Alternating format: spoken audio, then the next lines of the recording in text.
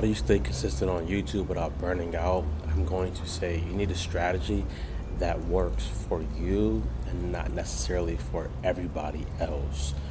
So I have two daughters, a 6-year-old, a 20-year-old. My 20-year-old has autism. I'm married and I have a business and I homeschool my daughter. So that's a lot already.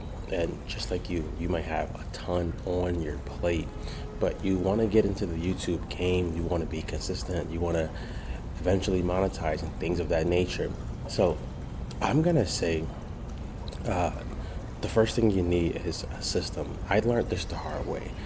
I remember when I first started my YouTube channel, I was just starting it literally to get space off of my phone. So I was just using it to upload videos to, if I needed it again, I can get space off my phone.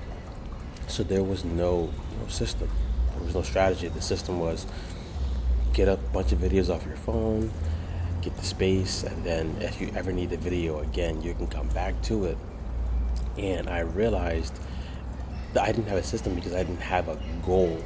So if I were to give you the first one, it would be you need a system, and I'll go deeper into that, but you also need a goal. What are you trying to achieve on YouTube? If it's just to go viral or just to monetize, I think that's good, but I think that actually can lead to a lot of burnout faster than what most people are willing to say. As soon as you start chasing money, it usually goes away faster, or the fun of it just leaves.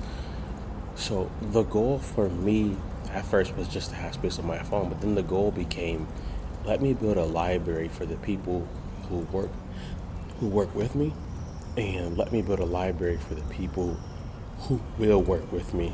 So I started just saying, I'm gonna upload a video once a week, and with that video I'm gonna just put a title on and let it be. And I would use it for times when I gave workouts or times where somebody wasn't understanding something. I would just send them like a 1 to 2 minute video that I already had. And then I also used it for when I kept getting annoying questions, I would just send them there. So you gotta have a goal. My other goal was honestly to have a library, so if I passed away before my daughters, later on in life, they could go back to the channel and they could view it, and honestly they can go back to the channel and receive money from it, because by the time I'm older I should be monetized, so that they can actually receive money from this online platform. So you need a goal that's going to be attached to something a little bit bigger than just monetizing if you want to avoid burning out. The reason why I say that is because the growth on YouTube is usually slower than other platforms.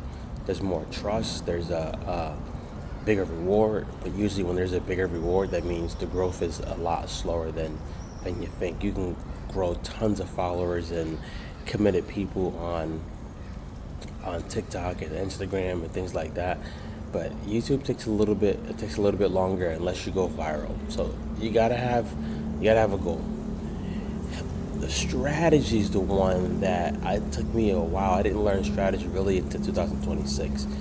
Before I was doing what I thought was right, but then I started realizing YouTube is a packaging platform. Omar El Tukuri always says that YouTube is a packaging platform, meaning your title has to be something that people are actually searching in the search bar. It's a search engine. So if your title is not words that people are searching, it's more likely no one's going to view it.